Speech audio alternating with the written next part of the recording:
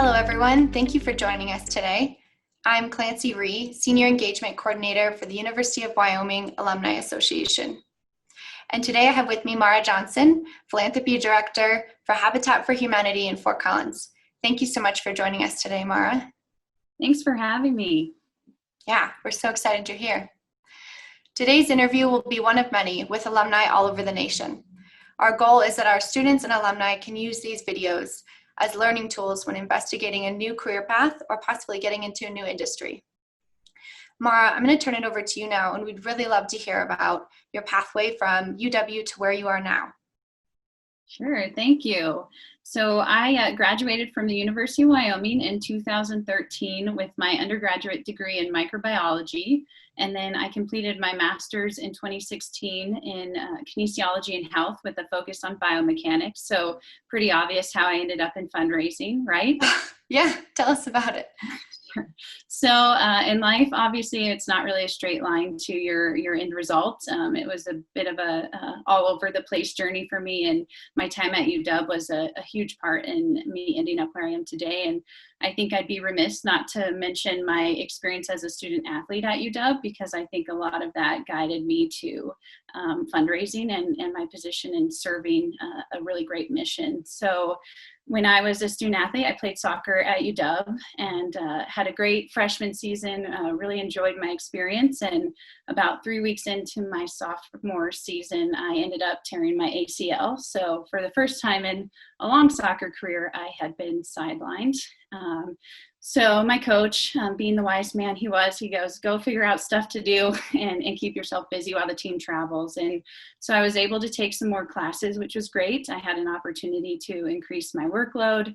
I ended up switching I had started off as a psychology major and ended up switching into microbiology. I got to know my advisor, Rachel Watson, during that period. She was really supportive following surgeries and getting me to and from class on crutches. So it actually enabled me and opened up some doors to build new relationships that I might not have had were it not for some of those knee injuries. So I ended up actually having 2 more surgeries following that and was out for my junior year. So again, in my coach's wisdom, he said to me, hey, find a way to finish your degree in 4 years and your scholarship will be able to pay for a master's degree too. So I did that. I buckled down. And again, I sought more ways to get involved on campus, as well as some more in the athletic department. So I started as a member of the student athletes on teams that really focused on bringing the different teams together too, and building those deep relationships, not just with your team, but amongst the other teams in the department. And we were also focused on giving back to the community. So during my time on SAC, I started, like I said, as a member, moved up into the president position and was able to help run some Toys for Tots fundraisers for 3 years.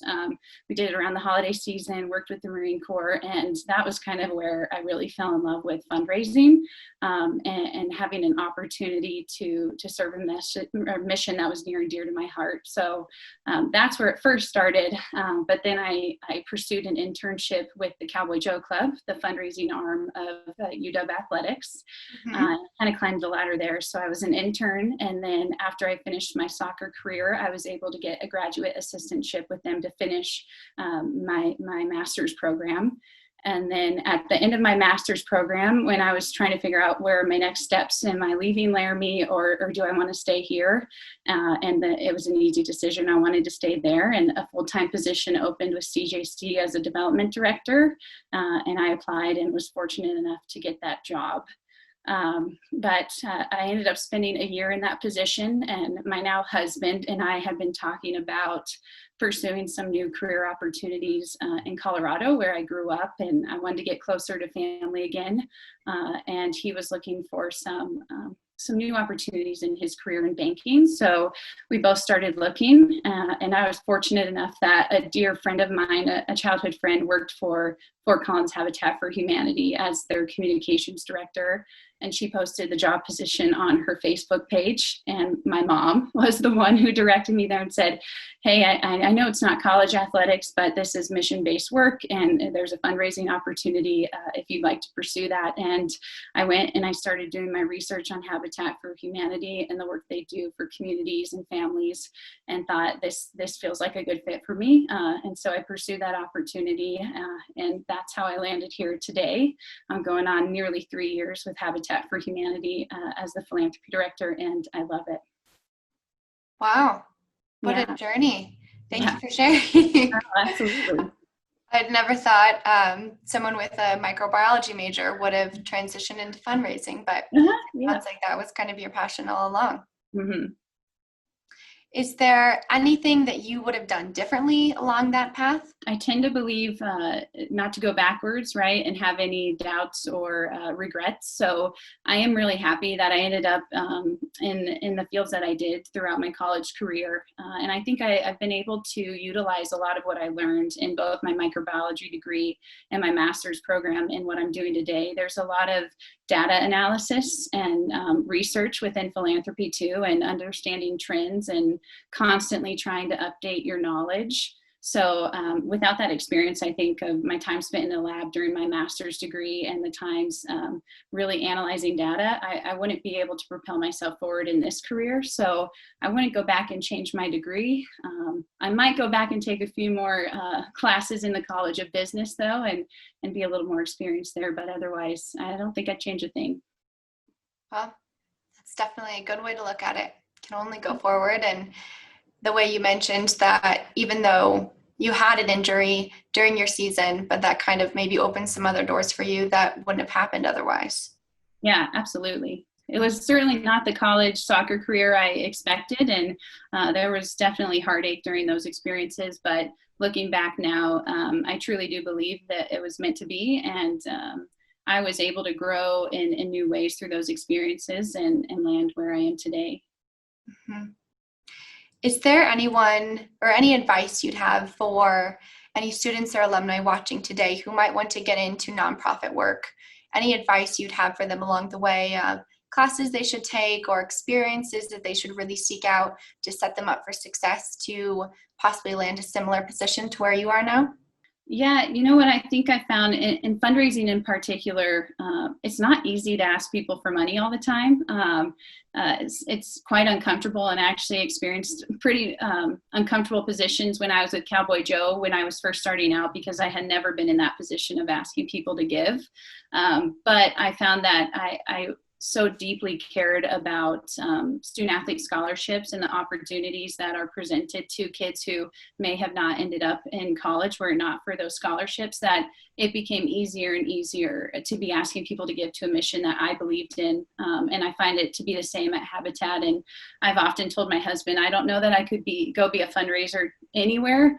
It would certainly have to be at a place whose mission and vision aligns with my own personal beliefs too. So that's helped me out a lot.